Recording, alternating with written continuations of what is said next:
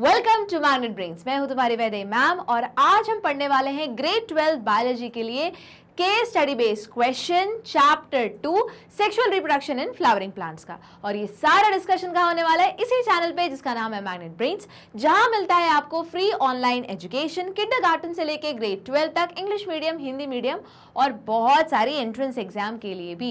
एकदम quality education है, free education है, तो बिल्कुल भी मिस आउट नहीं करना है। ऐसी गोल्डन अपॉर्चुनिटी मिस नहीं कर सकते। अच्छा, अब बात आई पढ़ाई की, तो आज हम डिस्कस करने वाले हैं केस स्टडी बेस्ड क्वेश्चन। तो केस स्टडी बेस्ड क्वेश्चन तुम्हारे एग्जाम पेपर का, जो सीबीएसई का बोर्ड पेपर रहेगा, उसमें भी जो आखिरी वाला सेक्शन होता है वो पूरा केस स्टडी होता है।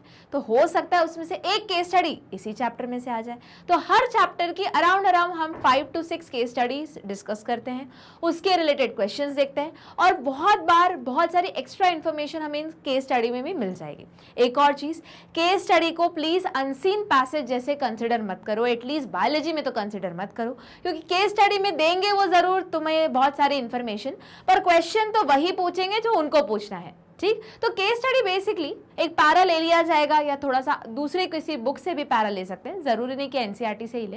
इंफॉर्मेशन दी जाती है पर क्वेश्चन तुम्हारे कोर्स का ही रहेगा। ठीक, तो चलो स्टार्ट करते हैं आज का पहला केस। तो जब भी हम पढ़ते हैं, क्या बोल रही हूं मैं, 1000 बार बोलती हूँ, अभी भी बोलूंगी, आगे भी बोलती रहूंगी, हमेशा कीवर्ड को करना है अंडरलाइन, 1 मिनट का पॉज लेना है, रिवाइज करना है। उसका रीजन है क्योंकि अब तुम लोग का स्केड्यूल इतना पैक है कि स्कूल भी है, कोचिंग भी है, मतलब मैग्नेट ब्रेन्स भी है, इतने बड़े बड़े वीडियो सुनने हैं, तो टाइम नहीं मिलता मैम रिविजन का। तो अरे जब क्वेश्चन सॉल्व कर ही रहे हो तो उसी के साथ साथ रिवीजन करते चलो, प्रॉब्लम सॉल्व। हाँ, अब स्टार्टिंग में तुम लोग को लगेगा मैम ये तो बहुत ज्यादा टाइम कंज्यूम कर रहा है, स्टार्टिंग में होगा, धीरे धीरे स्पीड बढ़ती जाएगी। रिजल्ट ये होगा कि जब कोई क्वेश्चन आएगा तुम्हारा बहुत सारा रिवीजन हुआ रहेगा। ठीक है, या जब तुम Sunday to Sunday final revision लगाओगे तब भी बहुत सारा रिवीजन ऑलरेडी डन रहेगा। ठीक, तो चलो स्टार्ट करते हैं इसी स्ट्रैटेजी के ऊपर बेस्ड पहला केस। तो पहला केस का क्या पैरा बोल रहा है देख लेते हैं। A biology student Advik read an article on apple being a false fruit. हमें पता है एप्पल फॉल्स फ्रूट का एग्जाम्पल है, पता है हमें। अच्छा बताओ फिर ट्रू फ्रूट क्या होता है? ट्रू फ्रूट उसको बोलते हैं जो ओवरी से डेवलप हो, और ओवरी के अलावा अगर कोई भी दूसरा फ्लोरल पार्ट से कोई भी फ्रूट डेवलप हो गया तो उसको हम फॉल्स फ्रूट बोलेंगे। एप्पल के केस में वो थैलेमस होता है। ठीक, याद आ गया? आगे बढ़े, देख लो। He asked his teacher about how fruits can be called false fruit. लो हमने बता दिया, हमने डिस्कस कर लिया। टीचर से क्या पूछना, हमने खुद डिस्कस कर लिया। And was explained about the development of fruits. बस इतनी इंफॉर्मेशन दे दी। अब इसमें देखो, इसमें सिर्फ एक इंफॉर्मेशन बाहर निकली कि एप्पल क्या है, फॉल्स फ्रूट है। अब इससे रिलेटेड क्वेश्चन तो वो वही पूछेंगे जो उनको पूछना है। आई कहानी समझ में? बहुत कम केस स्टडी में डायरेक्ट क्वेश्चंस या डायरेक्ट आंसर्स तुम्हें केस में मिल जाएंगे। ठीक है चांसेस पर थोड़े कम है। ठीक, चलो देख लेते हैं इसके ऊपर बेस्ड पहला question. A true fruit is form from, देखो हमने रिवाइज किया था, ट्रू फ्रूट किससे बनता है? ओवरी से ही बनता है। ओवरी के अलावा कोई भी दूसरा पार्ट आ गया, फ्लोरल पार्ट, तो उसको हम फॉल्स फ्रूट बोलेंगे। ऑप्शंस देख लेते हैं। ओवरी, हाँ ये तो एकदम सही है। ओवरी एंड थैलेमस नहीं, ये फॉल्स फ्रूट है। एप्पल के केस में तो यही हो रहा है। ओवरी एंड कैलिक्स नहीं, फिर से नहीं। एंड ओवरी एंड रिसेप्टिकल नहीं, बिल्कुल ये भी गलत है। तो करेक्ट ऑप्शन क्या है हमारा? Option A. हुआ क्लियर? इजी था। चलो देख लेते हैं question number 2। Fruit is a, वो पूछा पता फ्रूट क्या है? तो अगर याद करो हम जब डिस्कस कर रहे थे तो हमने बोला कि ओवरी ही फ्रूट बनाती है, मतलब बोल सकते हैं कि ओवरी का रिजल्ट होता है फ्रूट। अच्छा, एक्स्ट्रा चीज अब रिवाइज कर ही रहे, तो अगर ओवरी से बनता है फ्रूट तो ओव्यूल से क्या बनता है? सीड बनता है। ठीक, चलो आगे देख लेते हैं। Post fertilization product of pistil, क्या पोस्ट फर्टिलाइजेशन प्रोडक्ट है पिस्टल का? अब पिस्टल की कार्पल, पहले ये क्लियर कर लो, कुछ आ रही है कहानी समझ में? चलो आगे देख लेते हैं। प्रोडक्ट ऑफ फ्लावर नहीं, फ्लावर का प्रोडक्ट नहीं है, फर्टिलाइजेशन का प्रोडक्ट है, बट किसका? वो भी गाइनोशियम में। ठीक है, और गाइनोशियम में भी मोर स्पेसिफिकली जो फ्रूट है वो ओवरी का रिजल्ट है। गाइनोशियम तो इतना बड़ा है, स्टाइल है, मतलब स्टिग्मा है, स्टाइल है, ओवरी है, ओवरी के अंदर ओव्यूल है। अब ओव्यूल बनाता है सीड, ओवरी बनाती है फ्रूट, बाकी तो कुछ नहीं बनता। तो ये भी बोलना सही नहीं है। कुछ आ रही है कहानी समझ में? आगे बॉडी हैविंग सीड्स, नहीं बाबा, बॉडी हैविंग सीड्स क्या, फ्रूट के अंदर सीड है। और हम तो ऑलरेडी पढ़ चुके हैं बहुत सारे ऐसे फ्रूट्स भी होते हैं जिनमें सीड नहीं होते, सीडलेस फ्रूट भी होते हैं, तो ये बोलना भी गलत हो गया। तो करेक्ट ऑप्शन क्या दिख रहा है, option D, product of ovary, बिल्कुल सही, क्योंकि ओवरी का ही रिजल्ट है फ्रूट, ओव्यूल का ही रिजल्ट है सीड। हुआ क्लियर इतना, ठीक। चलो मूव करते हैं क्वेश्चन नंबर 3 पे। पार्थिनोकार्प इज अ फ्रूट, देखो अब आगे ऑप्शन पढ़ने की भी जरूरत नहीं है, जल्दी बताओ पार्थिनोकार्पिक फ्रूट कैसे होते हैं। अब बोलोगे मैम ऐसे फ्रूट बन गए जिसमें फर्टिलाइजेशन नहीं हुआ और उसका रिजल्ट हुआ कि सीड नहीं हुआ। करेक्ट, मतलब अगर हम बात करें तो बनाना जो एक क्या है, पार्थिनोकार्पिक फ्रूट बोल सकते हैं। तो ऐसे फ्रूट जिसमें क्या हो रहा है, फर्टिलाइजेशन नहीं हो रहा है। तुमको अगर याद होगा फर्टिलाइजेशन होता कहाँ है, अब बोलोगे मैम एम्ब्रियो सैक के अंदर। करेक्ट, तो एम्ब्रियो सैक किसका पार्ट हुआ, ओव्यूल का पार्ट हुआ, तो ओव्यूल ही तो सीड बनाता है, कुछ याद आया। तो ऐसी चीज जहां पे ऐसा फ्रूट जिसमें फर्टिलाइजेशन और फ्रूट बन गया पर फर्टिलाइजेशन नहीं हुआ बॉस, इसका मतलब सीड नहीं बनेगा बॉस। कुछ आ रही है कहानी समझ में। तो हम बोल सकते हैं कि जैसे कुछ फ्रूट्स होते हैं, जैसे कभी कभी पपीते में है ना, तुम पपीता खा रहे हो, फ्रूट से उसमें सीड ही नहीं निकले, तो हम बोल सकते हैं ये कैसा है, पार्थिनोकार्पिक फ्रूट है। अच्छा बनाना वो क्या है, वो तो एग्जाम्पल ही है पार्थिनोकार्पिक फ्रूट का, विदाउट फर्टिलाइजेशन। सीड होते हैं क्या उसके अंदर, नहीं। चलो इतना क्लियर हो गया। अब जो हमने इतना सारा बोला उसका कुछ मिलता जुलता अगर ऑप्शन मिल गया तो वो हमारा आंसर हुआ। देखो जरा, फॉर्म फ्रॉम सुपीरियर ओवरी, नहीं बाबा ये पार्थिनोकार्पिक बोला है, ओवरी से तो फ्रूट बनना ही है। पार्थिनोकार्पी का मतलब क्या है, विदाउट फर्टिलाइजेशन, तो सीड नहीं बनना चाहिए, ओवरी तो है ही इन्वॉल्व, तो गलत। फॉर्म फ्रॉम इंफीरियर ओवरी, अरे ओवरी वर्ड ही गलत है यहाँ पे अगर ऐसा लिखा हो ओव्यूल इन्वॉल्व ना हो, सीड इन्वॉल्व ना हो, या सीड नहीं है एब्सेंट है, ऐसा कुछ लिखा हो तो ठीक है। आगे, consisting of ripened ovary and thalamus, नहीं नहीं फिर से वही चीज आ गई। आगे, which does not possess seed, बिल्कुल सही, क्योंकि सीड रिजल्ट है ओव्यूल का, ओव्यूल के अंदर होता है फर्टिलाइजेशन, तो ऐसा फ्रूट जिसमें फर्टिलाइजेशन नहीं हुआ तो रिजल्ट क्या होगा, सीड्स नहीं होंगे। ठीक, चलो आगे देख लेते हैं। चलो क्वेश्चन नंबर 4 पे मूव करते हैं। A fruit when is constricted in between the seed is, अब वो पूछ रहे हैं कि बताओ एक फ्रूट है उसका कॉन्स्ट्रिक्शन हुआ बिटवीन सीड में, तो उसको क्या बोलते हैं। आप बोलोगे मैम ये तो सब नहीं पढ़ा हमने, हाँ इस चैप्टर में नहीं पढ़ा है, पर एंट्रेंस एग्जाम के लिए एकदम परफेक्ट क्वेश्चन है, क्योंकि ये ब्लेंड है 11th ग्रेड का सिलेबस का, 12th ग्रेड का सिलेबस का। ठीक है, ये सब तुम ऑलरेडी पढ़ चुके हो, कहाँ पे, 11th में मॉर्फोलॉजी के अंडर। ये अलग बात है कि अब उन्होंने उठा के इस जगह रख दिया है, घबराओ मत, बोर्ड में नहीं आने वाला, एंट्रेंस एग्जाम में जरूर आएगा वापस। अगर बोर्ड का लेवल थोड़ा ऊपर कर दिया उन लोगों ने, इन केस बाय केस कुछ बताते तो आता नहीं है, तो फिर जरूर थोड़ा सा 11th का कुछ पोर्शन ले सकते हैं, क्योंकि ऐसा क्वेश्चन सेम इसी साल देखा गया था जो अभी मार्च में एग्जाम हुई थी। उसमें उन्होंने नाइट्रोजन फिक्सिंग बैक्टीरिया के बारे में या बायो पेस्टिसाइड्स के बारे में, बायो फर्टिलाइजर्स के बारे में, जो क्वेश्चन था एग्जैक्टली सेट 2 का, बायो फर्टिलाइजर्स के बारे में पूछा था।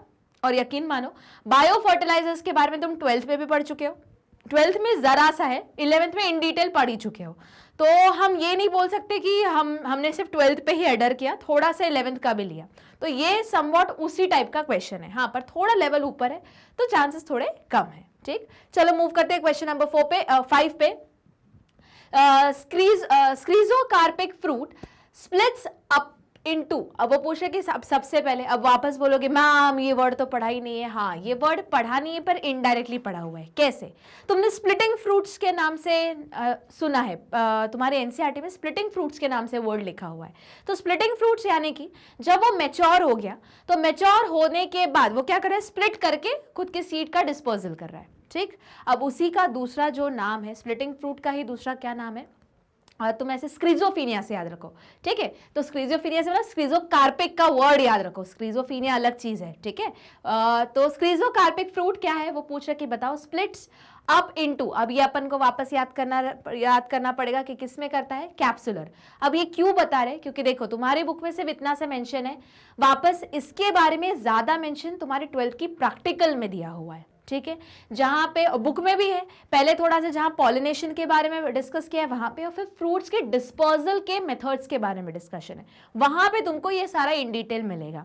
ठीक है, वापस तुम्हारे बुक में ये टर्म नहीं लिखा है, स्प्लिटिंग फ्रूट्स के नाम से टर्म लिखा हुआ है, तो घबराओ मत, पर प्रैक्टिकल बुक में है, इसलिए ये भी उसी कैटेगरी का क्वेश्चन है कि 11th का भी थोड़ा है, 12th का भी थोड़ा है, पेपर का लेवल को टफ करना है तो ये क्वेश्चन आएगा। ठीक है, तो ये कैसे फ्रूट रहते हैं कि जब मैच्योर हो जाते हैं तो वो एक कैप्सूल के फॉर्म में फॉर्म हो जाते हैं, ऐसे याद रखना है। ठीक है, चलो आगे मूव करते हैं। अच्छा, एक और चीज याद रखना, ये डेवलप कैसे होते हैं, एक ही ओवरी से डेवलप होते हैं। ठीक, चलो मूव करते हैं अगले। तो इसका आंसर है कैप्सुलर, क्योंकि मैंने बोला कि एक एंड में जब मैच्योर होते तो एक यूनिट की तरह बन जाते, कैप्सूल की तरह फॉर्म हो जाते। वही क्वेश्चन पूछा है, वापस इन्हीं को स्प्लिटिंग फ्रूट भी बोला जाता है। चलो, इसमें कौन कौन से फ्रूट्स आते हैं, हम बोल सकते हैं कि ब्लूबेरीज आते हैं, ठीक है, रास्पबेरीज आते हैं, और भी कुछ ग्रासेस की फैमिली है वो बिलोंग करती हैं। ठीक है, इसके बारे में फिर से तुमने ज्यादा इन डिटेल कहां पढ़ा हुआ है, मॉर्फोलॉजी में 11th में, बट सिंस तुम्हारे 12th बुक में स्प्लिटिंग फ्रूट का बारे में मेंशन है और उससे ज्यादा मेंशन तुम्हारे प्रैक्टिकल बुक के बारे में, तो क्वेश्चन तो बनता है बॉस। ठीक है, चलो आगे मूव करते हैं, देख लेते हैं केस 2।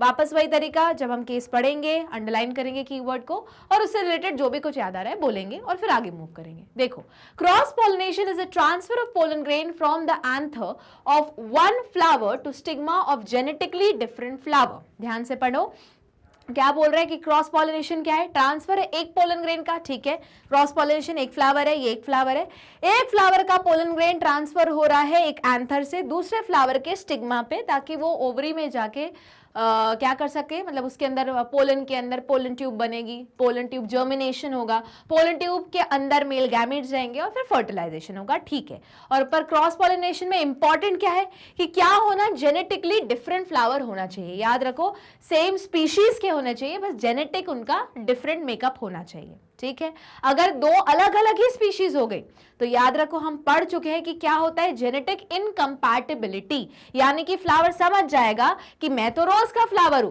पर पोलन उड़ के किसका आ गया है, सनफ्लावर का। बिल्कुल आ सकता है, क्यों, अगर हम एजेंट्स ऑफ पॉलिनेशन देखें, अगर विंड ही देखो तो विंड ऐसा तो नहीं कर रही कि नहीं मैं तो सिर्फ रोज वाले फ्लावर से बहूंगी और रोज वाले फ्लावर तक ही जाऊंगी, ऐसा थोड़ी ना वो कुछ पार्शल कर रही है, वो तो बह रही है। अब रोज के भी पोलन को उड़ा के लेके जा रही है, साथ में सनफ्लावर का भी पोलन ग्रेन आ गया। अब बोलोगे मैम पर ये दोनों तो इंसेक्टिवोरस नहीं, ये दोनों तो एंटोमोफिलस फ्लावर्स हैं। हाँ बिल्कुल, तो अब बात बताओ, मधुमक्खी भेदभाव करती है क्या? नहीं, मैं मधुमक्खी हूं मैं सिर्फ रोज पे बैठती हूँ, या मैं मधुमक्खी हूं मैं सिर्फ मोगरे पे बैठती हूँ, ऐसा कुछ करती है क्या? नहीं, वो तो मधुमक्खी उड़ेगी, वो रोज पे भी बैठेगी, सनफ्लावर पे भी बैठेगी, जैस्मिन पे भी बैठेगी।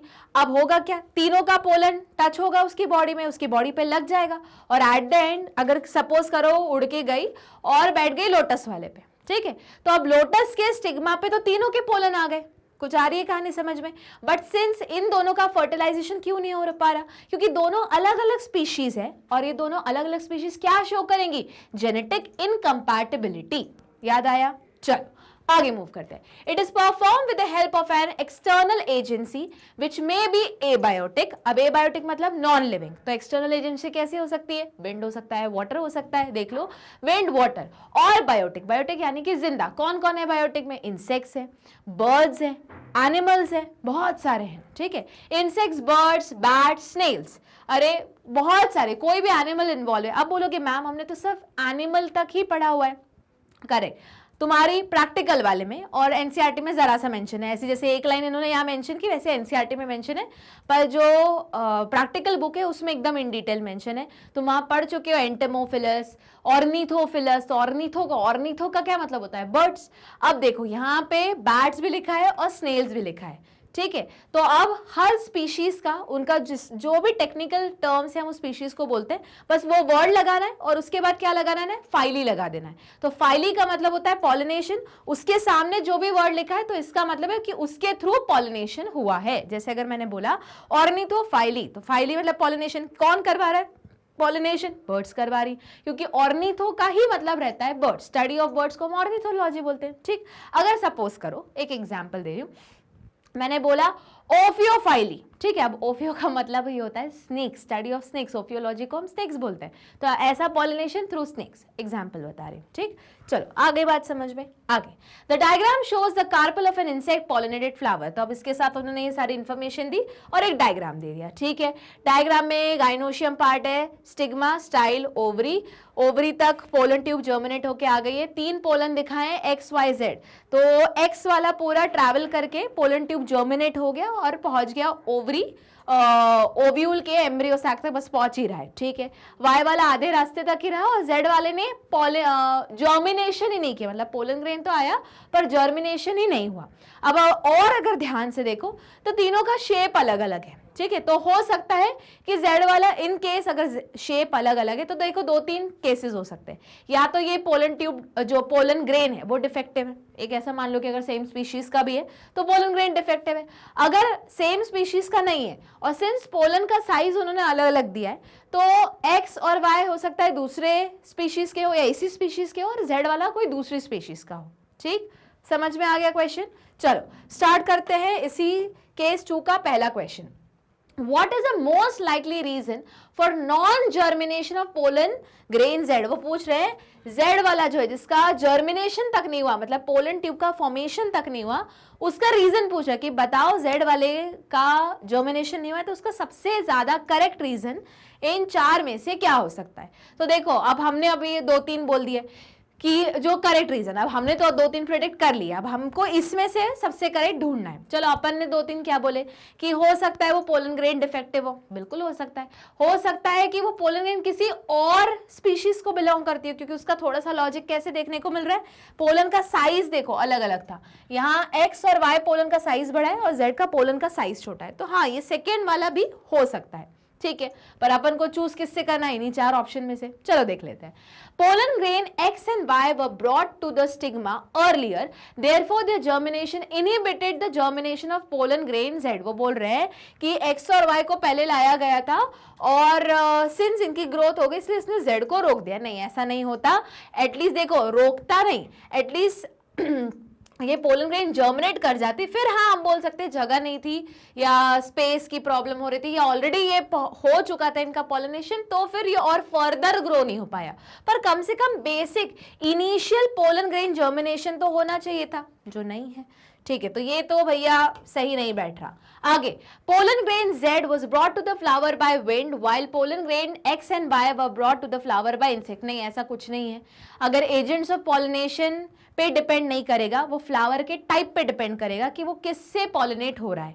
अब अगर बोलोगे मैम सपोज करो इंसेक्ट से पॉलिनेट होने वाला फ्लावर था, मतलब एंटोमोफाइली शो कर रहा था या एंटोमोफाइलस फ्लावर था, तो अब जो Z से आ गए तो उसके चांसेस कम हो गए ना, सेम टाइम पे आ गया, पहुंच तो गया वहां पे। अगर कंपैटिबिलिटी है तो उसको एटलीस्ट, वही मैं बोल रही हूँ, जर्मिनेट तो करना ही चाहिए। फिर भले वो पूरा पोलन ट्यूब फॉर्म हो रहा है स्टाइल में कि नहीं, वो अलग की बात है, पर जर्मिनेट तो करो, कम से कम फर्स्ट स्टेप तो देखा, वो भी नहीं दिखा रहा, तो ये भी हमको थोड़ा भारी लग रहा है। चलो सी देख लेते हैं।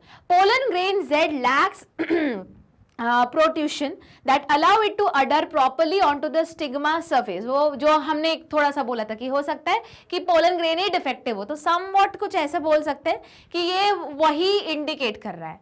तो देखो वापस, अगर ऐसा है तो ये वो बोल रहा है कि वो ढंग से एडर नहीं कर पा रहा, मतलब बैठ नहीं पा रहा है स्टिग्मा पे, ताकि वो अपना पोलन ग्रेन का जर्मिनेशन कर सके। ठीक है, कुछ हद तक सही है। देखो मैं फिर से क्या बोल रही हूँ, कुछ हद तक सही हो सकता है, क्योंकि हमने पहले बोला हो सकता है पोलन ग्रेन ही डिफेक्टिव हो, क्वालिटी खराब हो सकता है, क्यों नहीं हो सकता। बट अगर मैंने बोला था, तुम देखो तो यहाँ पे एक और चीज तुमको कंसिडर करनी पड़ेगी कि दोनों के एक्स और वाई का एक साइज है और जेड का अलग साइज है, तो हो सकता है ना, एक चांस है कि हो सकता है कि सारी की सारी क्या हो, एक अलग स्पीशीज को ही, मतलब एक्स वाई एक स्पीशीज को, जेड अलग स्पीशीज को बिलोंग करती हूँ, ये भी चांसेस हो सकता है। तो अभी तक तो फिलहाल ये हम मान लेते हैं, इन तीनों में से सिलेक्ट करना है, तो सी ठीक चल रहा है। आगे, pollen grain Z comes from a flower of an incompatible species। अब देखो वही है, ये भी सही है, ये भी सही है, पर अगर चूज करना है लॉजिक देख के, डायग्राम को स्टडी करके, तो हम क्या बोलेंगे कि Z क्या है, ज्यादा अप्रोप्रिएट है। कैसे पता चला? पहली बात तो हमने जो 2 लॉजिक्स दिए थे उसमें से एक ये है, ठीक है, और दूसरा कंफर्मेशन कहाँ मिल रहा है, उसके डायग्राम में, उस डायग्राम में दोनों के शेप अलग अलग है, हुआ क्लियर? चलो आगे मूव करते तो हमारा आंसर है डी, कि दोनों जो पोलन ग्रेन है वो कैसा है, इनकम्पैटिबल स्पीशीज को बिलोंग करता है, मतलब अलग स्पीशीज को बिलोंग करता है। ठीक, चलो देख लेते हैं क्वेश्चन नंबर 2, पर उसके पहले इसका एक्सप्लेनेशन देख लेते हैं। Pollen grain can only germinate if the pollen grain and style tissue are compatible। मैंने कहा था ना कि compatibility बहुत बड़ा फैक्टर होता है। याद करो, अगर सेल्फ पॉलिनेशन रोकना है तो एक तरीका ये भी होता है कि फ्लावर अपने ही स्पीशीज, अपने ही फ्लावर का, मतलब सेल्फ पॉलिनेशन क्योंकि रोकना है, इनकम्पैटिबिलिटी शो करने लगता है। तो कंपैटिबिलिटी तो भैया बहुत बड़ा फैक्टर है। ठीक, that is of the same और closely related species pollen grain X and Y must have come from a compatible species. याद रहेगा। चलो मूव करते हैं क्वेश्चन नंबर 2 पे। विच of the following best describe the function of a pollen tube. वो बोल रहे बताओ पोलन ट्यूब का क्या फंक्शन है। अब तुम बताओ पोलन ट्यूब का क्या फंक्शन है। पोलन ट्यूब बेसिकली जर्मिनेट होती है पोलन ग्रेन से, जो कैरी कर रही है क्या, मेल गैमेट्स को कैरी कर रही है। बेसिकली पोलन ट्यूब का फॉर्मेशन ही होता है कि जब जैसे ही पोलन ग्रेन आया, बैठा स्टिग्मा पे, तो वहां का मॉइस्चर जो केमिकल्स है उसको एब्जॉर्व किया, एब्जॉर्व करने से एग्जाइन में क्रैक आ जाती है। ठीक है, वहीं से वही जर्म पोर से क्या स्वेलअप हो जाता है, उसी जर्म पोर से क्या निकलेगा, इंटाइन वाला पोर्शन पूरा पोलन ट्यूब के फॉर्म में निकलता है, जिसमें मेल गैमेट्स भी है। ट्रैवल करता है, कहां से ट्रैवल करता है, स्टिग्मा से ट्रैवल कर रहा है, स्टाइल से होते हुए कहां पहुंच रहा है, ओवरी में पहुंच रहा है, और फिर फर्टिलाइजेशन के लिए आगे मूव कर रहा है। पहले तो भैया पोलन ट्यूब एंटर करेगी ना, कहां पे, माइक्रोपाइलर एंड पे। ठीक, उसमें भी किस में एंटर करेगी, सिनर्जिड्स में एंटर करेगी। कौन मदद करेगा, फिलिफॉर्म एपैरेटस। ठीक, मेल गैमेट्स को गाइड करने के लिए। सब याद हो गया। चलो, तो अब वो पूछ रहे कि बताओ इनमें से, हमने इतना सारा बोल दिया, कोई ना कोई तो एक सेंटेंस इसको सपोर्ट कर ही रहा होगा। चलो देख लेते हैं। तो वो बोल रहे कि बताओ इनमें से बेस्ट डिस्क्राइब कौन कर रहा है पोलन ट्यूब के फंक्शन को। ठीक, चलो समझते हैं। चलो तो देख लेते हैं, एक एक करके ऑप्शंस पढ़ते हैं। जो बेस्ट फिट होगा उसको सिलेक्ट करना है। याद रखना है हमें किसको सिलेक्ट करते हैं, मोस्ट एप्रोप्रिएट को। देखो, it act as conduit to transport male gametes from the anther to the ovule. मतलब एक चैनल की तरह काम कर रहा है जो ट्रांसपोर्ट कर रहा है मेल गैमीट को from the anther to the ovule. हाँ, बोल सकता है एकदम, अभी फिलहाल तो ठीक फिट हो रहा है। अगला देख लेते हैं। It act as a conduit to transport male gamete from stigma to the ovule. वो बोल रहा है स्टिग्मा से ओव्यूल। अब देखो ये कहां से था, मेल गैमेट कहां से हो रहा है, एंथर। समझो बात को, ठीक है बाबा, एंथर तो ये था। ठीक है, एंथर में पोलन ग्रेन्स था। ठीक है, अब समझो बात को, देखो कहानी कहां चेंज हो रही है। एंथर था, एंथर में पोलन ग्रेन्स था। ठीक है, वो बोल रहे कि पोलन ट्यूब, क्या एक बात बताओ, क्या इस जगह पोलन ट्यूब बनी थी, नहीं बनी थी। पोलन ट्यूब बनी कब, जब इस एंथर से कौन उड़ के आया, पोलन ग्रेन उड़ के आया। अच्छा, उड़ के भी आने के बाद कुछ हुआ क्या, नहीं। जब तक वो यहाँ बैठा नहीं, एब्जॉर्ब नहीं किया, रिएक्शन नहीं हुई, कीमोट्रोपिज्म अब स्टार्ट होगी, तो उस चक्कर में क्या हुआ कि पोलन ट्यूब जर्मिनेट करना स्टार्ट की। तो एंथर से बोलना सही है कि स्टिग्मा से बोलना ज्यादा करेक्ट है। एंथर वाला तो भैया थोड़ा जम नहीं रहा है ना। ठीक है, अभी रखे रहो, आगे पढ़ लेते हैं। चलो, it contain key nutrition that serve to nourish the newly formed zygote। Pollen tube है भैया, जाइगोट को न्यूट्रिशन कौन प्रोवाइड कराता है, एंडोस्पर्म। तो जाइगोट और न्यूट्रिशन ये तो गलत हो गया, हटाओ इसे। It digest the tissue of stigma, style and ovary. अच्छा, मतलब अभी नया नया कुछ लेके आ रहे हैं। जो पोलन ट्यूब है वो टिश्यूज को, इसके टिश्यू को डाइजेस्ट करवा देगा। नहीं, जरूरत क्या है डाइजेस्ट करवाने की, हटाओ। अब बताओ, अब दोनों में से ज्यादा करेक्ट क्या है बोलना, क्या हम एंथर बोलेंगे, नहीं बोलेंगे, क्योंकि एंथर पे पोलन ट्यूब का फॉर्मेशन नहीं हो रहा है। पोलन ट्यूब का फॉर्मेशन कब हो रहा है, जब एंथर से कौन उड़ के आ गया, पोलन ग्रेन उड़ के आया और कहां बैठा, स्टिग्मा पे बैठा, फिर उसके बाद यहां रिएक्शन हुआ, फिर बना। तो ज्यादा करेक्ट क्या है बोलना, बी वाला, ना कि ए वाला, क्योंकि ए में एंथर वर्ड गड़बड़ है। हुआ क्लियर।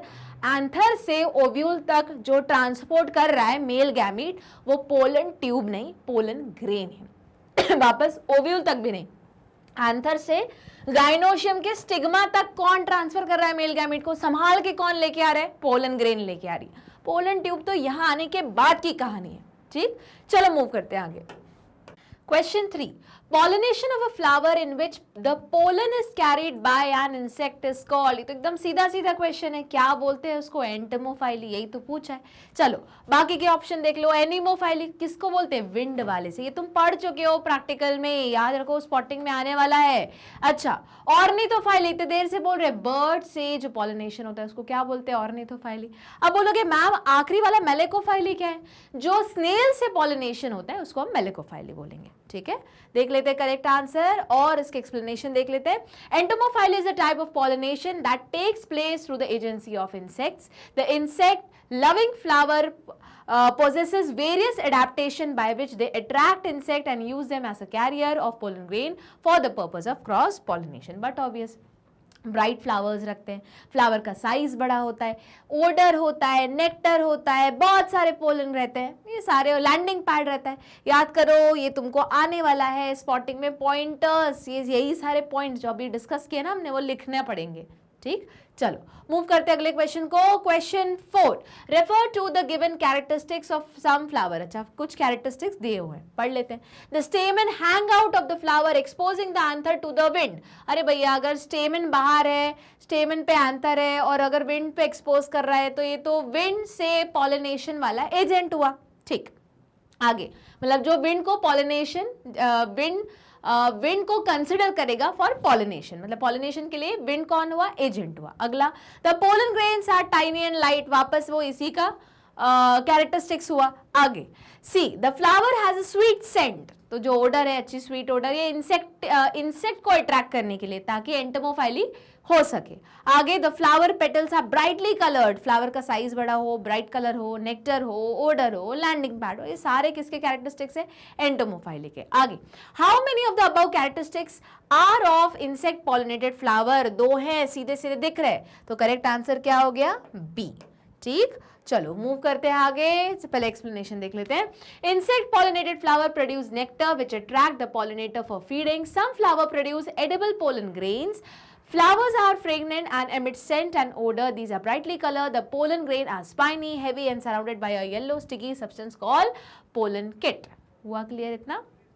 चलो मूव करते हैं, पोलन नेट, किट नहीं, पोलन नेट। ठीक है, चलो मूव करते हैं आगे। Pollen net is generally found in, अभी तो बता दिया किस में? एंटेमोफाइलस फ्लावर में। तो वापस ये क्या हो गया? स्ट्रेट आंसर हो गया, ज्यादा कुछ सोचना नहीं है। चलो देख लेते हैं, तो वापस वही सेम आंसर, क्योंकि दोनों का मेन आंसर तो सेम ही हुआ कि पोलन वापस जो एंटेमोफाइलस है वो कैसे रहेंगे? बड़े साइज के फ्लावर्स रहेंगे, ब्राइट कलर रहेंगे, ओडर रहेगा, नेक्टर रहेगा, फिर लैंडिंग पैड रहेगा, साथ में जो पोलन रहेंगे वो स्पाइनी रहेंगे, स्टिकी सब्सटेंस रहेगा, उसी को कुछ और नहीं बल्कि क्या बोल रहे हैं? पोलन नेट बोल रहे हैं, ताकि वो जो स्टिकी सब्सटेंस है और स्पाइनी वो जाके किससे जाके चिपक जाएंगे? इंसेक्ट्स की बॉडी पे चिपक जाएंगे, फिर वो इंसेक्ट उड़ के कहीं और जाएगा तो वो पोलन ग्रेन ट्रांसफर हो जाएगा। ठीक है, चलो मूव करते हैं तीसरे केस पे। In angiosperm the pollen grain are being transferred from the anther to the stigma and is term pollination. ठीक है, पता है हमको पॉलिनेशन, 3 टाइप का पॉलिनेशन पढ़ चुके हैं हम, ऑटोगैमी, जियोटेनोगैमी और जीनोगैमी। ठीक, या फिर ओलोगैमी। आगे, this phenomena was first discovered by Camerarius in the end of 17th century। Pollen grain are immobile, हाँ इमोबाइल, ठीक है, तभी उनको एजेंट चाहिए, खुद नहीं ट्रैवल करने वाले यहाँ वहाँ। They can not reach the stigma by themselves, an external agent is required for this. The pollination is mainly of 2 type, self pollination and cross pollination. अब बोलोगे मैम अभी तो आपने 3 टाइप बोला, एनसीईआरटी के अकॉर्डिंग 3 टाइप है वापस। Autogamy जो सेल्फ पॉलिनेशन है, जियोटेनोगैमी जो जेनेटिकली तो सेल्फ पॉलिनेशन है, हाँ पर सिंस 2 अलग अलग फ्लावर इन्वॉल्व है तो वो क्रॉस पॉलिनेशन है, बट वो फ्लावर वापस सेम प्लांट का है, इसलिए उसको हम कैटेगराइज, मतलब जेनेटिकली वेरिएशन पॉसिबल नहीं है, तो जेनेटिकली देखा जाए तो रिजल्ट सेम है जो सेल्फ पॉलिनेशन का होगा, पर हाँ 2 अलग अलग फ्लावर है तो क्रॉस पॉलिनेशन है। और जो जीनोगैमी तो वो तो एकदम सेपरेट 2 अलग अलग प्लांट्स है, उनके फ्लावर्स है। ठीक, आगे, the diagram given below show 2 plant of the same species showing different type of pollination. ठीक है, तो आर मतलब वहीं के वहीं जो पॉलिनेशन हो रहा है, ये वाला एरो है, शायद तुम लोग को एरो दिख नहीं रहा हो तो मैं दिखा दूं। एरो कैसा है? एक ऐसा एरो बना है और ऐसा एरो बना है और वहां पे आर लिखा है, तो आर मतलब self pollination, more specifically autogamy दिखा रहा है। ठीक है, उसके बाद एक ही प्लांट है ना, प्लांट एक्स, उसी प्लांट का एक फ्लावर और दूसरे फ्लावर के बीच में पॉलिनेशन हो रहा है तो ज्यूटनोगैमी, और वाई वाले में क्या हो रहा है, दो अलग अलग प्लांट के दो अलग अलग फ्लावर है तो वो हमारा आ जाएगा जीनोगैमी में। ठीक है, चलो देख लेते हैं पहला question. What is transferred between the plants in the process indicated by ROP. अरे कुछ और नहीं बल्कि पोलन है, तो सीधा सीधा क्वेश्चन हुआ, इसमें क्या ज्यादा सोचना। चलो question 2, which of the following statement is correct regarding processes P Q and R. अब वो कुछ क्वेश्चन पूछ रहे हैं, उसमें पूछे कि जो पी क्यू एंड आर है, पी रहा ये, जिसमें क्या हो रहा है याद रखना है अपन को, ज्यूटोनोगैमी, क्यू में जीनोगैमी और आर में सेल्फ पॉलिनेशन हो रहा है। ठीक है, मतलब ऑटोगैमी हो रही है, उसके रिगार्डिंग कौन सा स्टेटमेंट सही है। चलो, process P Q and R introduce genetic variability in the offspring of sexually reproducing plants X and Y. गलत, क्योंकि जो पी है वो जेनेटिक वेरिएबिलिटी प्रोड्यूस ही नहीं कर पाएगा, क्योंकि वो क्या है, ऑटोगैमी है, एक ही फ्लावर के अंदर पॉलिनेशन हो रहा है, सेल्फ पॉलिनेशन। इनफैक्ट क्यू वाला भी जेनेटिक वेरिएबिलिटी प्रोड्यूस नहीं कर पाएगा, क्योंकि दोनों फ्लावर एक ही प्लांट के हैं, तो जेनेटिक मेकअप तो सेम हुआ, तो ये स्टेटमेंट तो गलत हुआ, पूछा है करेक्ट वाला, हटाओ इसे। B, wind serves as agent for process Q if plant X and Y belong to genus Salvia. वो बोल रहा है कि विंड पॉलिनेट एजेंट बन सकता है अगर वो भी प्रोसेस क्यू के लिए, मतलब एक ही प्लांट के दो फ्लावर्स है उसके लिए, अगर वो जीनस साल्विया हो। नहीं, गलत, हटाओ। Flower of plant X and Y मतलब जो यहाँ पे था प्लांट वो था एक्स, और जो यहाँ पे था प्लांट वाई, इसी प्लांट के एक फ्लावर में हो रहा था पी वाली प्रोसेस जो सेल्फ पॉलिनेशन थी। एक बार देख लेते हैं, नहीं तो गड़बड़ हो जाएगी। नहीं, पी थी अपनी, हाँ आर थी सेल्फ पॉलिनेशन, पी थी दूसरा वाला, है ना। ओके, देख लेते हैं वापस एक बार देख लेते हैं। ये एक प्लांट है, ये एक प्लांट है, एक्स लिखा, वाई लिखा, ये हुआ एक फ्लावर, ये हुआ दूसरा फ्लावर, और यहाँ था तीसरा फ्लावर। ठीक है, इसमें जो आर था वो वहीं के वहीं था, आर पी क्यू ऐसा था। ये था आर, ये था P और ये था Q। ठीक है, चलो एक बार वापस देख लेते हैं। Process P Q R introduce genetic variability, ये तो गलत है, क्योंकि R और P ये दोनों प्रोड्यूस नहीं कर पाएंगे, R एंड P नहीं प्रोड्यूस कर पाएंगे, Q जरूर कर सकता है जेनेटिक वेरिएबिलिटी, पर ये गलत था, ये भी गलत हो गया था। अब इसमें बोला है flower of plant X and Y के जो फ्लावर है need to produce odour and nectar for completion of process P and Q. For completion of process P and Q मतलब यानी कि दो फ्लावर्स के बीच में पॉलिनेशन करवाना है, क्रॉस पॉलिनेशन करवाना है, तो नेक्टर प्रोड्यूस और ओडर प्रोड्यूस करना पड़ेगा, अगर वो क्या है, इफ दे आर एंटोमोफाइलस। हाँ करेक्ट है, क्योंकि अगर एंटोमोफाइलस हुए मतलब insect as a agent use करे, तो इंसेक्ट को बुलाने के लिए कलर एंड ओडर, दोनों कलर हुआ, ओडर हुआ, नेक्टर हुआ, तीनों अब यहाँ दो के बारे में बात की है, ओडर एंड नेक्टर प्रोड्यूस करना पड़ेगा। एकदम सही है, ठीक है, क्योंकि ये क्या है, वापस आर में ऐसा कोई झंझट नहीं है, क्योंकि वो क्या है, सेल्फ पॉलिनेशन ही है। ठीक है, ओके, मतलब ये तो हाँ सही है, अभी फिलहाल तक तो सही है। वही है ना कहानी, जब भी ऑब्जेक्टिव रहते तो मोस्ट अप्रोप्रिएट को चूज करना है। चलो डी वाला देख लेते हैं। If plant X and Y belong to genus Cannabis, अच्छा कैनबिस सटाइवस वाला कैनबिस, ठीक है, then their flower need to produce sticky and heavy pollen in very small amount for accomplishment of process Q। कि अगर ये cannabis sativus को belong कर रहा है तो process Q के लिए sticky and heavy और very small amount। अरे एक बात बताओ, अब बोलोगे तुम्हारा जेन्युइन क्वेश्चन आएगा, मैम हमको क्या पता कि कैनबिस सटाइवस में किस टाइप का एजेंट ऑफ पॉलिनेशन हो रहा है। ठीक है, फिलहाल के लिए मान लेती हूं, पर वापस कैनबिस सटाइवस के बारे में मेंशन है तुम्हारे प्रैक्टिकल बुक में। ठीक, ये हुई पहली बात। दूसरी बात, अगर सपोज करो विंड से पॉलिनेशन हो रहा है तो कैसे होने चाहिए पोलन, लार्ज नंबर में, ठीक, और साइज छोटा होना चाहिए और लाइट होने चाहिए, ये हमको याद है। अब देखो कभी भी याद रखो पोलन ग्रेन हमेशा ज्यादा अमाउंट में ही होते हैं, ये एक जनरल थंब रूल है ना।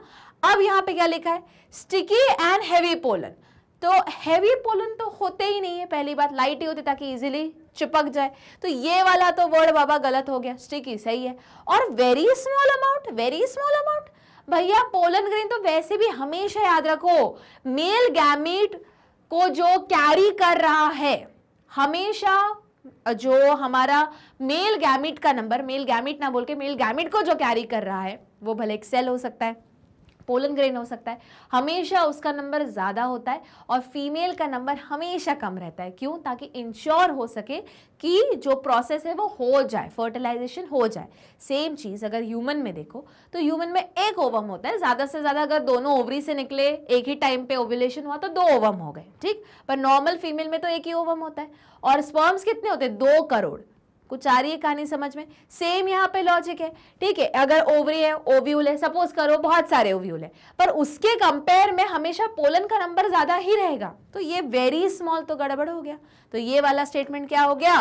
क्रॉस हो गया। तो उस हिसाब से करेक्ट स्टेटमेंट क्या आया? सी, ठीक। चलो मूव करते हैं आगे, इसका एक्सप्लेनेशन देख लेते हैं। In the given figure process P, Q and R represent geitonogamy, xenogamy and autogamy respectively. हम तो ऑलरेडी पहले पूरा कैलकुलेट और डिस्कस कर ही चुके हैं। Pollinating agent are required for accomplishment of the process P and Q but no agent is required for process R, क्योंकि R क्या है अगर देख सकते हो तो वो सेल्फ पॉलिनेशन है, ऑटोगैमी है, ठीक। Out of P, Q and R, only Q is responsible for introducing genetic variability as it is cross-pollination between different plants of same species. Salvia is insect-pollinated whereas cannabis is wind-pollinated flower. तो wind-pollinated flower में अगर याद करो तो वैसे ही pollen grain का number बहुत ज़्यादा होना चाहिए और यहाँ पे तो क्या लिखा था? स्मॉल भी नहीं, वेरी स्मॉल लिखा था, मतलब पूरा गड़बड़। और हैवी होना चाहिए क्या? अरे लाइट होना चाहिए, उड़ना है उन पोलन को, क्योंकि हवाई उड़ा के लेके जाने वाली है, ठीक। चलो मूव करते हैं आगे। Question number 3, identify process P, Q and R। ये तो हमने ऐसे ही बोल दिया। R क्या है अगर याद करो? ऑटोगैमी, क्योंकि एक ही फ्लावर के अंदर दिया था। वहीं तुम्हारा P क्या है? एक ही प्लांट के 2 फ्लावर के बीच में हो रहा था, तो उसको हम क्या बोलेंगे? ज्यूटेनोगैमी। और Q था, Q क्या था? एक एक्स फ्लावर था, एक एक्स प्लांट था, एक वाई प्लांट था, और इस प्लांट के एक फ्लावर और इस प्लांट के एक फ्लावर के बीच में पॉलिनेशन हो रहा था, तो जीनोगैमी। तो सबसे करेक्ट है ऑप्शन ए। हुआ क्लियर? चलो देख लेते हैं, वही पूरा सेम एक्सप्लेनेशन है क्योंकि ये इकट्ठे एक ही एक्सप्लेनेशन सबका दिया हुआ है, ठीक है। चलो मूव करते हैं आगे क्वेश्चन नंबर 4 पे। In Catharanthus, the growth of style brings the stigma in contact of ripe anther present on the mouth of corolla tube. This is an example of, अब देखो तुम्हारे बुक में होमोगैमी के बारे में मेंशन नहीं है, सिर्फ ज्यादा से ज्यादा क्लिस्टोगैमी, ज्यूटेनोगैमी, जीनोगैमी, और क्लिस्टोगैमी भी नहीं मेंशन है, क्लिस्टोगैमस फ्लावर के बारे में मेंशन है। तो वही है ना, जब हम केस स्टडी बेस्ड क्वेश्चन करते हैं कुछ एक ना एक एक्स्ट्रा चीज आ जाती है जो अपन को याद रहेगी। अब वापस बोलोगे मैम होमोगैमी तो पढ़ा नहीं, तो कोर्स के बाहर हो जाएगा। नहीं, एक्चुअली होमोगैमी के बारे में एक्सप्लेनेशन तुम्हारी बुक में ही एक जगह लिखा हुआ है, मतलब एज अ टर्म उन्होंने होमोगैमी नहीं मेंशन किया है, बस उन्होंने बताया है थोड़ा सा एक्सप्लेन करके, ऐसे जस्ट ऐसे टच करके बता दिया कि ऐसा ऐसा भी होता है। अब वहीं पे हम वो टर्म पढ़ रहे हैं कि क्या है वो होमोगैमी। तो ये एक्स्ट्रा इन्फॉर्मेशन है, स्क्रीनशॉट ले लो और याद कर लो, ठीक। और होमोगैमी का और तुम पढ़ोगे, मतलब वापस यही है, सेम इसी टाइप का एक्सप्लेनेशन तुम्हारे इकोलॉजी वाले चैप्टर में जहां पे टाइप्स ऑफ रिलेशनशिप है, इंटरैक्शन है, वहां पे फिर से उन्होंने मेंशन किया है, ठीक है। चलो आगे देख लेते हैं, तो इसका स्क्रीनशॉट ले लो, ज्यादा बेटर है। Homogamy occur in chasmogamous flower. अब देखो तुम्हारी बुक में चैस्मोगैमस फ्लावर के बारे में मेंशन्ड है, ठीक है, उसके बारे में बताया, पर ये उसमें कौन सा पॉलिनेशन होता है उसके बारे में मेंशन नहीं है, इसलिए बोल रही हूँ कि इसका पिक्चर ले लो, चांसेस तो हैं, आ सकते, बिल्कुल आ सकते हैं, ठीक है। और open flower when anther and stigma are brought together by growth, blending और folding। अगर blending और folding के बारे में बात करो तो एक ऐसा एग्जाम्पल दिया है कि फ्लावर आया, ऐसा फ्लावर ऐसे ओपन था, उसका एंथर बाहर था, इंसेक्ट आया, पर जैसे ही वो अंदर घुसा नेक्टर के लिए तो उसके पीछे पीछे पोलन भी इंटरैक्ट करके अंदर सेल्फ पॉलिनेशन करवाने लगा, ऐसा एक दिया हुआ है एग्जाम्पल, ठीक है, इसीलिए बोल रही हूँ। चलो मूव करते हैं आगे question number 5। which of the given processes represent a type of pollination that would result in greater adaptability, word क्या है, greater adaptability of the particular species to potential environmental change। वो पूछ रहे सबसे ज्यादा बताओ greater adaptability किस में आएगी ताकि वो environment में easily adapt हो सके या change ला सके। तो बाबा ज्यादा से ज्यादा अगर एडेप्टेबिलिटी लानी है तो ज्यादा से ज्यादा वेरिएशन होने चाहिए। वेरिएशन किसका रिजल्ट होता है? जब जेनेटिक वेरिएशन है। जेनेटिक वेरिएशन तीनों में से, मतलब ज्यूटेनोगैमी, ऑटोगैमी और जीनोगैमी में से किस में सबसे ज्यादा पॉसिबल है? जीनोगैमी में। और जीनोगैमी कौन रिप्रेजेंट कर रहा था? क्यू। हुआ क्लियर इतना? क्योंकि पी तो क्या था? ऑटोगैमी था। आर क्या था, तुम्हारा जियोटेनोगैमी था। और उसके बाद देख लेते एक बार वापस यहाँ पे, ये देखो पी तो जियोटेनोगैमी था, क्यू था जीनोगैमी और आर था ऑटोगैमी। तो अपन को सबसे ज्यादा वेरिएशन किस में चाहिए, जीनोगैमी में, उसमें होते ही हैं क्योंकि वेरिएशन एडेप्टेशन क्रिएट करेगा। तो करेक्ट आंसर क्या हुआ इसका, क्यू। ठीक, चलो मूव करते हैं अगले केस पे। Case number 4, the endosperm makes the main source of food for the embryo. पता है कि endosperm main source of food रहता है एम्ब्रियो के लिए, इसलिए बहुत सारी स्पीशीज में जाइगोट के बाद थोड़ा डॉर्मेंट स्टेज आ जाता है, मतलब सारी चीजें रुक जाती हैं। क्यों, क्योंकि पहले एंडोस्पर्म को बनने दो, फिर जाइगोट डिवाइड करेगा और डेवलप होगा एम्ब्रियो में। ठीक है, चलो, generally the endosperm nucleus divide after the division of the oospore, but in several cases the endosperm is formed at a great extent even before the first division of oospore. There are 3 general type of endosperm formation: nuclear type, cellular type and helobial type. ठीक है, the endosperm is usually triploid but haploid endosperm is also found. देखो हम already triploid पढ़ चुके, 3n triploid, triple fusion, पर कभी कभी diploid भी होता है। ठीक है, सॉरी हैप्लॉइड भी होता है, ये बता रहे हैं। ठीक, endosperm may either be completely consumed by the developing embryo before seed maturation or it may persist in the mature seed. ठीक है, सब पढ़ लिया। अब देखो, अब हो सकता है इसके ऊपर बेस कुछ क्वेश्चन हो, या भाई एंडोस्पर्म, ट्रिपल फ्यूजन, फर्टिलाइजेशन, इसके ऊपर रिलेटेड क्वेश्चन हो। ठीक है, चलो स्टार्ट करते हैं। सबसे पहला वाला क्वेश्चन लेते हैं केस 4 का।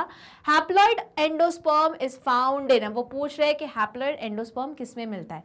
ये तुम्हारी बुक में नहीं दिया है, तो मैं सजेस्ट करूंगी कि एक्स्ट्रा इन्फॉर्मेशन है तो लिख लो, क्योंकि एक्सेप्शंस है, एक्सेप्शंस क्वेश्चन होते हैं। हाँ, कभी कभी एक आध 2 क्वेश्चन मिल जाएंगे जो सीबीएसई बोर्ड में पूछे जा सकते हैं, पर वापस ये ऐसा टॉपिक है हैप्लॉइड एंडोस्पर्म वाला, क्योंकि तुम्हारी बुक में दिया है ना कि जनरली ट्रिप्लॉइड होता है पर कभी कभी हैप्लॉइड मिलता है बस, और वहाँ question mark and find out in which species haploid endosperm is found, और फिर क्वेश्चन मार्क दिया है, तो उसको क्वेश्चन फ्रेम करके आ सकता है। ठीक है, तो चलो देख लेते हैं आंसर। तो क्या है, Pinus. In gymnosperm, the endosperm is haploid N and forms a continuation of female gametophyte. अब वापस तुम ये ऑलरेडी पढ़ चुके हो, अब मैं बताऊँ कहाँ पढ़ चुके हो। ऑलरेडी तुम पढ़ चुके हो जब तुमने लाइफ साइकिल पढ़ी होगी, या तो प्लांट किंगडम पढ़ा होगा, या फिर जब तुमने एनाटॉमी पढ़ी होगी इन डिटेल, तो या जो अलग अलग जो लाइफ साइकिल्स पढ़ती है अलग अलग फैमिलीज की, तो वहाँ सबसे ज़्यादा करेक्ट है जो 3rd चैप्टर है ग्रेड 11th का, वहाँ पे तुमने अलग अलग टाइप की लाइफ साइकिल्स पढ़ी है, हैप्लॉन्टिक, हैप्लोडिप्लॉन्टिक लाइफ साइकिल, तो वहाँ पे तुमने ये इन्फॉर्मेशन ली है। ठीक है, पर वापस वही एक्स्ट्रा कुछ याद करने में हर्ज नहीं है, चांसेस इस टाइप के क्वेश्चन के थोड़े कम है। ठीक है, चलो मूव करते हैं आगे। क्वेश्चन नंबर 2 में persistence endosperm is found in, ये तुम्हारी बुक में दिया हुआ है, तो अपन को याद करना पड़ेगा। सीधे सीधे ऑप्शंस दिए हुए हैं उन्होंने, मतलब पूरा एग्जाम्पल्स दे रखा है, यहाँ पे उन्होंने मल्टीपल ऑप्शन के फॉर्म में चूज कर लिए। तो QNS यानी कि कैस्टर एंड ग्राउंडनट, ये दिया है, बुक में दिया हुआ है, तो ये क्या है, बहुत इंपॉर्टेंट क्वेश्चन है, इसी फॉर्म में आएगा, कंफ्यूज हो जाओगे, बहुत सारे ऑप्शंस हैं। तो परसिस्टेंट एंडोस्पर्म किस में मिलता है, कैस्टर में एंड तुम्हारे ग्राउंडनट नहीं, कोकोनट में। ठीक है, और याद करो कोकोनट का जो हम पानी पीते हैं वो कुछ और नहीं बल्कि उसका एंडोस्पर्म ही होता है। ठीक है, ठीक, आई बात समझ में। इसलिए कोकोनट के पानी पीने के बाद इतनी एनर्जी क्यों मिलती है, क्योंकि हमने क्या ले लिया, सीधा का सीधा जो एम्ब्रियो को फूड प्रोवाइड करने वाला था, एम्ब्रियो का न्यूट्रिशन वाला सोर्स है, वही तुमने पी लिया। हुआ क्लियर? चलो मूव करते हैं आगे, देख लेते हैं। तो ये याद रखना है, बुक में लिखा हुआ है, एक लाइन में लिखा हुआ है कि then in some species endosperm is still found in mature seed, उसमें लिखा है among that castor and coconut is one example, such example as such, ऐसा लिखा हुआ है। ठीक, चलो मूव करते हैं क्वेश्चन नंबर 3 पे, पर उसके पहले उसका एक्सप्लेनेशन देख लेते हैं। In some seeds the endosperms persist in the seed as food storage tissue, such seeds are called endospermic और एल्बुमिनस। ये तुम्हारी बुक में, ये बुक की ही लाइन है, ठीक है, जो एक्सप्लेनेशन है। कैस्टर, मेज, wheat, barley, rubber and coconut. Move करें आगे, question number 3, milk of tender coconut represent. अब वो पूछ रहे हैं मिल्क ऑफ टेंडर कोकोनट क्या बताता है। First and the surrounding white coconut meal represent, मतलब फर्स्ट जो टेंडर कोकोनट है वो क्या है और उसके आसपास जो है वो क्या है, तो ये अपन को याद रखना है वापस। सबसे पहले जो मिल्क ऑफ कोकोनट है वो क्या है, हम जो पानी पीते हैं वो क्या है भैया, एंडोस्पर्म है, तो आप देखो, आप बोलोगे मैम यहाँ भी एंडोस्पर्म, यहाँ भी एंडोस्पर्म, यहाँ भी एंडोस्पर्म, यहाँ भी एंडोस्पर्म, पर उसको हम माने कैसा? तो ये एंडोस्पर्म कैसा है कि जो फ्री न्यूक्लियर है, ठीक है। तो ये अपन को कुछ कुछ चीजें वापस एक्स्ट्रा याद करनी पड़ेंगी। दो तुम ऑलरेडी पढ़ चुके हो, सारे 11th में पढ़ चुके हो, पर वापस आ गया है तो याद करना पड़ेगा, क्योंकि तुम्हारी बुक में एंडोस्पर्म के बारे में मेंशन है, कोकोनट के बारे में मेंशन है, तो ये तो पूरा हक बनता है उनका क्वेश्चन पूछने का, ठीक है। और जो सराउंडिंग है वो क्या है? उसका सेलुलर एंडोस्पर्म, ठीक। चलो मूव करते हैं एक्सप्लेनेशन पे। In coconut Cocos nucifera the surrounding white kernel, अब ये देखो, ये तुम सारे टर्म्स ऑलरेडी पढ़ चुके हो, ठीक है। Called coconut meal is cellular endosperm and the coconut water, also called coconut milk, is the center is free nuclear endosperm made up of thousands of nuclei। तो हम वही क्या करते हैं? कंज्यूम करते हैं, ठीक है। चलो आगे देखते हैं question number 4। If an endosperm cell of a gymnosperm contain, अब देखो आ गया वही प्लॉइडी वॉइडी वाला क्वेश्चन शुरू हो गया। एंडोस्पर्म हमको पता है क्या रहता है भैया? ट्रिप्लॉइड रहता है, कुछ कुछ में हैप्लॉइड भी मिलता है। आगे अब जिम्नोस्पर्म में क्या मिलता है? हैप्लॉइड, अभी तो हमने पढ़ा, याद किया, ठीक है। If an endosperm cell of a gymnosperm contain 12 chromosome, मतलब 12 उसका हैप्लॉइड नंबर है। The number of chromosome in each cell of the root will be, तो रूट तो भैया डिप्लॉइड रहेगी, तो 12 है हैप्लॉइड, तो 12 है तुम्हारा एन नंबर, रूट में है सारे डिप्लॉइड सेल्स, है ना, जो सोमैटिक सेल है, तो बस 12 इंटू 2 यानी कि 24, ठीक। चलो आगे मूव करते हैं। The endosperm of gymnosperm is haploid and while the cell of the root are diploid, so the number of the chromosome will be 24। Okay, अगले क्वेश्चन देख लेते हैं। अगला क्वेश्चन देख लेते हैं। In angiosperm normally after fertilization, मतलब post fertilization event के बारे में कुछ तो है जो अपन को चूज करना है। चलो देख लेते हैं। The zygote divide earlier than the primary endosperm nucleus, नहीं भैया ये तो रुक जाता है, एंडोस्पर्म को डिवाइड होने देते हैं, फिर उसके बाद जाइगोट का डेवलपमेंट रुकता है। जब एंडोस्पर्म बन जाता है या आधा कुछ पोर्शन बन जाता है, फिर जाइगोट स्टार्ट करता है डिवाइड करना। The primary endosperm nucleus divide earlier than the zygote बोल सकते हैं। Both the zygote and primary endosperm nucleus divide simultaneously. Both the zygote and primary endosperm nucleus undergo a resting period, नहीं नहीं बिल्कुल नहीं, सबसे करेक्ट क्या है? बी, ये तो नहीं, दोनों एक साथ भी नहीं होते, ना ही रेस्टिंग पीरियड पे जाते। रेस्टिंग पीरियड पे कौन जाता है? सिर्फ जाइगोट जाता है, ठीक है। तब तक क्या डिवाइड करता रहता है? एंडोस्पर्म, क्योंकि भैया जाइगोट कन्वर्ट होगा एम्ब्रियो में, एम्ब्रियो का फूड ही एंडोस्पर्म, इसलिए पहले खाने की तैयारी हो जाती है, फिर बाद में ऑर्गेनिज्म को डेवलप करते रहो। तो देख लेते हैं, वहां यहां पे होता है क्वेश्चन, मतलब केस 4 खत्म। अब कौन सा स्टार्ट करें? केस 5। सेम वही तरीका, पढ़ेंगे, रिवाइज करेंगे, मेमोराइज करेंगे और आगे बढ़ेंगे। देखो, embryo develops at the micropylar end of the embryo sac where the zygote is situated, बिल्कुल सही, पता है भैया, उसी एम्ब्रियो माइक्रोपाइलर एंड पे ही होता है, ठीक है। माइक्रोपाइलर एंड से ही एंटर किया था पोलन ट्यूब, याद करो, वहीं सिनर्जिड्स थे, वहीं फिलिफॉर्म अपैरेटस थे, पर पोलन ट्यूब एंटर की, अंदर आके बर्स्ट हो गई या पोर्स हो गए, उससे मेल गैमेट रिलीज हो गए। फिलिफॉर्म अपैरेटस ने उसको गाइड कर दिया कि एक जाओ भैया एक के पास, एक जाओ जो सेंट्रल सेल के दो पोलर न्यूक्लियाई है उनके पास। इसी प्रोसेस में जो सिनर्जिड्स है वो डिग्रेड हो गए, हमारा एग के साथ क्या हो गया? मेल गैमेट फ्यूज हो गया सिंगैमी, डिप्लॉइड कंडीशन बन गई। अब यहीं पे यही जो जाइगोट बना है एन और एन मिलके बन गया 2n, 2n बना जाइगोट। अब यही जाइगोट धीरे धीरे किसमें डेवलप होते जाएगा? एम्ब्रियो में, ठीक, सही है, सब सही है। Most zygote divide only after certain amount of endosperm is formed. The early stage of embryo development are similar in both monocot and dicot, monocotyledon and dicotyledon. The zygote gives rise to proembryo and subsequently to the globular heart shape and mature embryo. A typical dicot embryo consists of an embryonal axis of 2 cotyledon. Embryo of monocot possess only 1 cotyledon. ठीक, ये सब already पता है हमको। अच्छा, एक चीज और तुम्हारी बुक में मेंशन है कि एक और स्टेज आती है बीच में, कौन सी? मैच्योर एम्ब्रियो से, मैच्योर एम्ब्रियो के पहले हॉर्सशू स्टेज, ठीक है। तो याद कर लो, नहीं दिया है, याद कर लिया। अब शुरू करते हैं क्या? Question number 1, true embryo develop as a result of fusion of. Embryo किसका रिजल्ट होता है भैया? एम्ब्रियो रिजल्ट एम्ब्रियो डिवाइड करता है, पर उसके पहले वो बनता है जाइगोट, जाइगोट बनता है सिंगैमी से, मतलब अपन को उससे ज्यादा करेक्ट ऑप्शन चाहिए। और सिंगैमी किसके बीच में होती है? एग के बीच में और एक मेल गैमेट के बीच में। देख लो, 2 polar nuclei of embryo sac नहीं, an egg cell and a male gamete, बिल्कुल सही, सिनर्जिड्स का तो रोल ही नहीं है। A male gamete and antibody, antibody तो कुछ नहीं करते। चलो, तो सब करेक्ट वाला क्या हुआ? हुआ बी, जिसको हम क्या बोलते हैं, सिंगैमी भी बोलते हैं। In double fertilization, out of the 2 male gamete, one fuses with egg or oosphere to perform generative fertilization. Generative fertilization is also called syngamy or true fertilization. It gives rise to a diploid zygote or oospore. Correct? चलो move करते हैं question number 2 पे। Refer to the given diagram. Okay, diagram देख लिया, PQR, ठीक है, तीनों diagram देख लिए। अब हमें पता है तुम्हारी बुक का ही डायग्राम है, याद करो हमने लास्ट क्लास में डायग्राम बेस्ड क्वेश्चन किए थे, मैंने बोला था ये डायग्राम आ जाएगा, पहचानो इसका क्या पार्ट है क्या पार्ट है, ये सारा।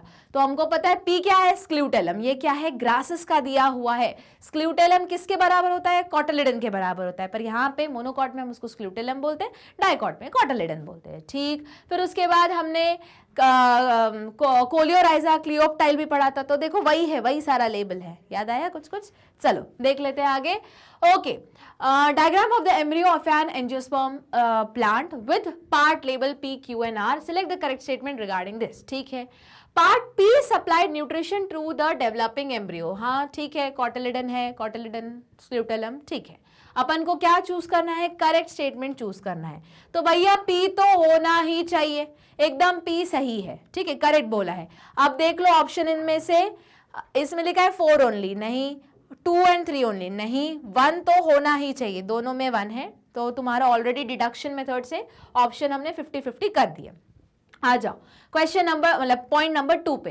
Part Q is a protective sheath of radical and root cap. जो पार्ट क्यू, अरे ये रूट कैप नहीं है, ये शूट है, इसके नीचे प्लिम्यूल है, रेडिकल तो नीचे है, यहाँ पे आर के लिए ये सही होता, तो क्यू तो स्टेटमेंट भैया प्योर बकवास है। तो देखो अब मैंने 3rd 4th स्टेटमेंट मैंने पढ़े भी नहीं, पर मैंने डिडक्शन मेथड लगाई, क्यू तो नहीं ही होना चाहिए। यहाँ क्या लिखा है, क्यों नहीं, सॉरी, सेकेंड वाला पोर्शन तो होना, सेकेंड वाला पॉइंट तो होना ही नहीं चाहिए, तो ये तो गलत है। अब इस मेथड से मेरा आंसर क्या आ गया, सी आ गया, आ गया। मैंने ऑलरेडी देखो कितना टाइम बचा लिया, फिर भी बोलोगे मैम दिल है कि मानता नहीं, मत मानने दो, पढ़ लो आगे। चलो अब आंसर हमें पता है, हम सिर्फ क्या करें, कंफर्मेशन कर रहे हैं। Part R is a protective sheet of shoot apex, R है shoot apex and leaf primordia. अरे ये उल्टा लिख दिया है, आर रूट एपेक्स को प्रोटेक्ट कर रहा है, शूट वाला तो क्यू है। चलो 4th आ जाते हैं। The embryo shown in the diagram is present in members of family Poaceae. C एकदम सही, तो मोनोकॉट है, सही है, ठीक है। तो ये 1st and 4th are correct. चलो हुआ क्लियर।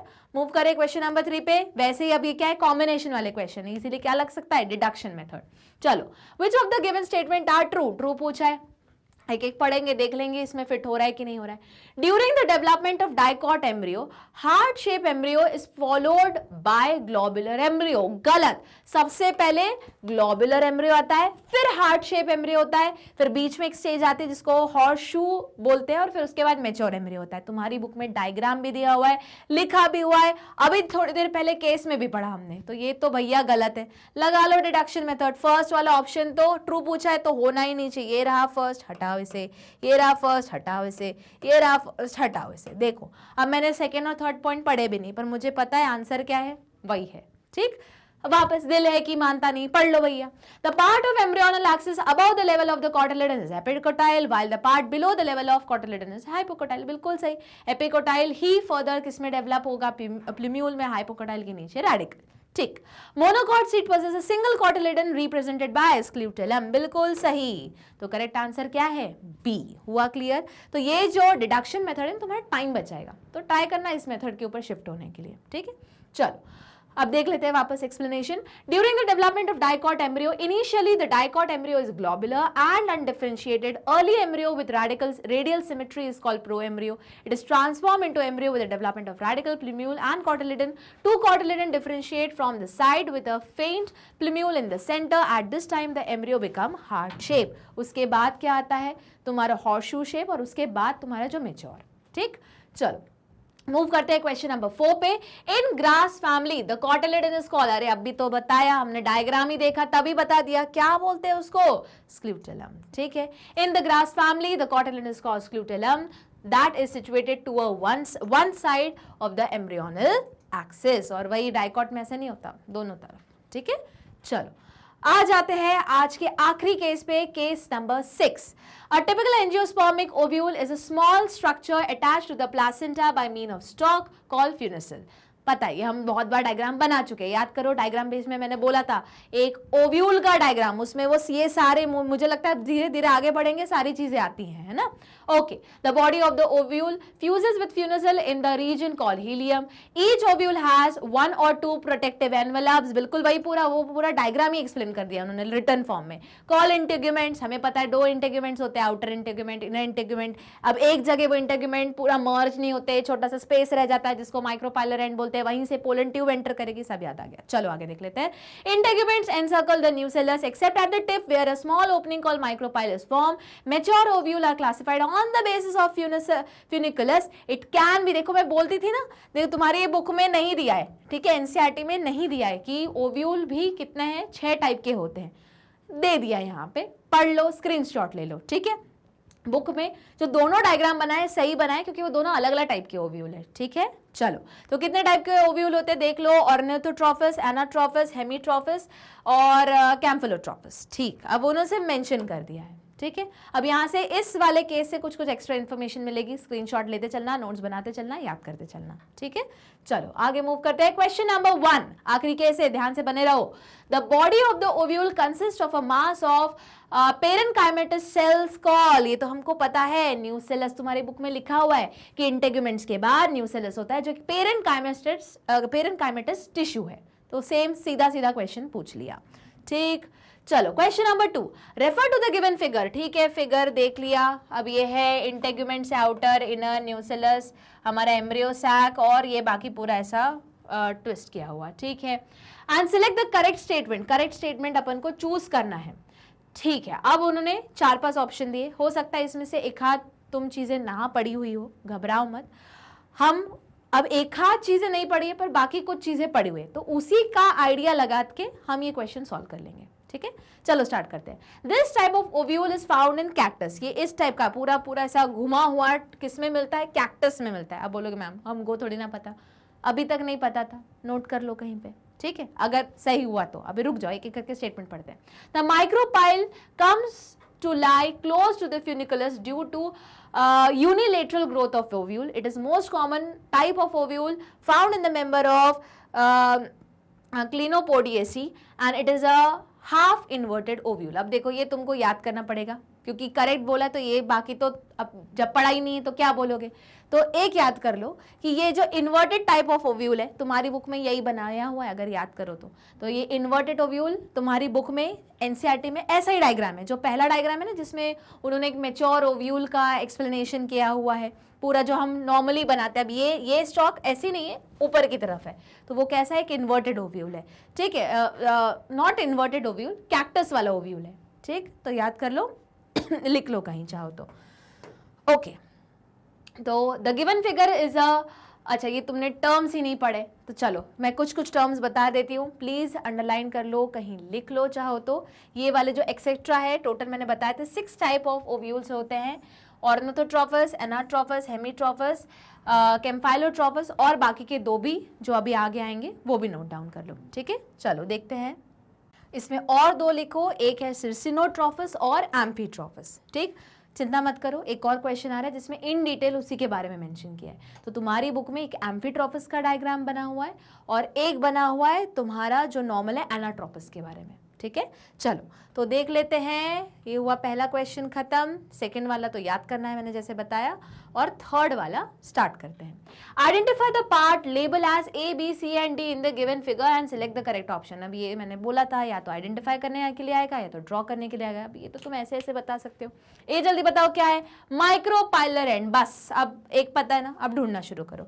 एक क्या चला चले, नहीं नहीं नहीं नहीं, माइक्रोपाइल, तो इसको हटाओ इसको हटाओ, देखो 2 ऑप्शन ऑटोमेटिक कैंसिल हो गए, ये दोनों सही है। चलो अगले पे आओ। बी क्या है, न्यूसेलस है, तो बी के ऊपर न्यूसेलस ही लिखा हुआ होना चाहिए। अब ये तो ऑटोमेटिक, ये 2 ऑप्शन ही हट गए। एग है, नहीं न्यूसेलस, लो तुम्हारा आंसर आ गया किससे, डिडक्शन मेथड से, ठीक। अब बाकी का देख लेते हैं, मैच कर लेते सही है कि नहीं। अच्छा सी क्या है, एम्ब्रियो सैक, तो सी है एम्ब्रियो सैक, और डी क्या है, चलाजिलेंड, एकदम सही है, ठीक।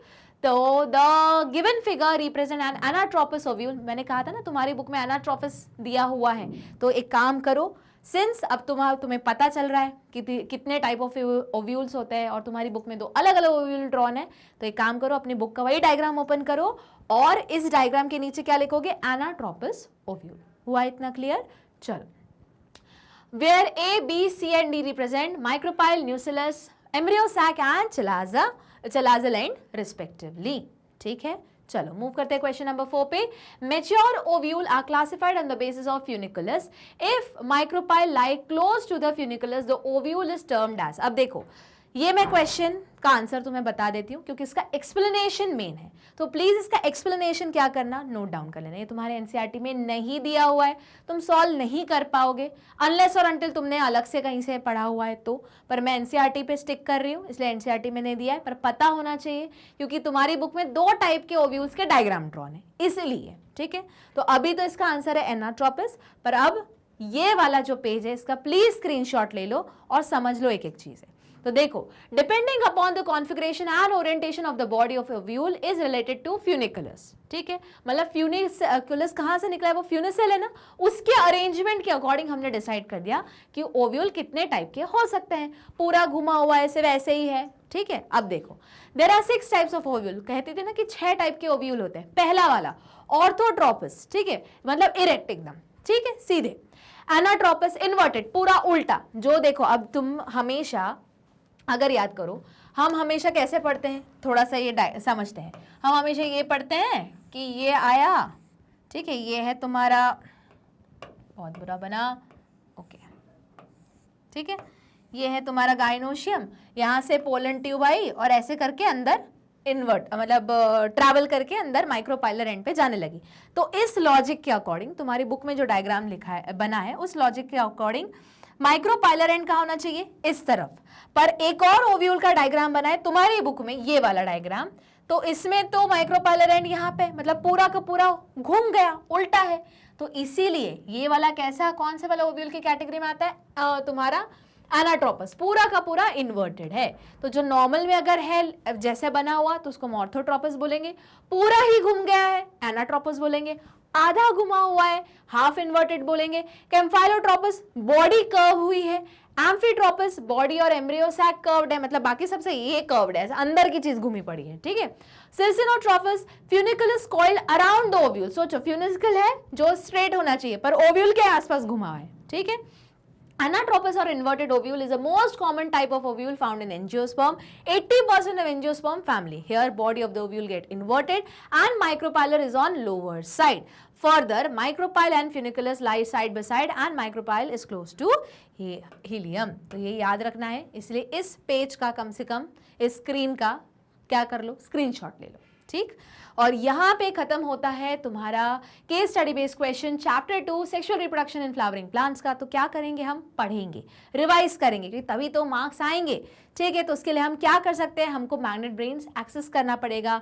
अब तुम कैसे एक्सेस कर सकते हो, 3 तरीके, या तो यूट्यूब प्लेटफॉर्म, यूट्यूब चैनल पे जाओ। ठीक है, दूसरा क्या है, तो ऐप है जो अभी अभी लॉन्च हुआ है। ठीक है, उसके बाद जो तुम्हारा तीसरा क्या है, वेबसाइट है। ठीक है, तो तुम्हारे पास ऐप भी है, उसके बाद वेबसाइट भी है, और क्या है तुम्हारे पास, यूट्यूब का प्लेटफॉर्म तो है ही।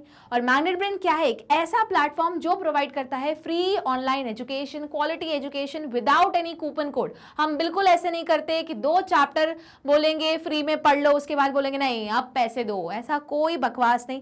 फ्री ऑनलाइन एजुकेशन प्लेटफॉर्म है जो क्वालिटी एजुकेशन देता है और प्रिपरेशन कराता है तुमको किंडरगार्टन से लेके ग्रेड 12 तक। उसके बाद अलग अलग एंट्रेंस एग्जाम्स की भी, जैसे NTSC, olympiad, CUET, IIT, NEET, UP board में भी है, बिहार बोर्ड में भी है, स्पोकन इंग्लिश की क्लासेस भी है। साथ में कुछ एग्जाम जो ग्रेजुएशन के बाद देते हैं, जैसे हो गई तुम्हारे बैंकिंग की, RRB, SSC, UPSC, इन सब की भी एंट्रेंस एग्जाम की तैयारी मैग्नेट ब्रेन प्लेटफॉर्म कराता है। तो क्या करना है, लाइक शेयर सब्सक्राइब करना नहीं भूलना है, ज्यादा से ज्यादा लोगों को बताना है। सोशल मीडिया प्लेटफॉर्म से हमारे जैसे फेसबुक हो गया, ट्विटर हो गया, इंस्टाग्राम हो गया, इनके पेज को लाइक करना है ताकि जो भी न्यू करंट अपडेट हो रहा है, बैक स्टोरी, जो भी कुछ चल रहा है, सब तुम जान सको, कनेक्ट कर सको। तो इन सब चीजों के लिए बने रहना है मेरे साथ, मैग्नेट ब्रेन्स के साथ। मिलते हैं हम अगली क्लास में, तब तक टेक केयर, पढ़ते रहो और बने रहो।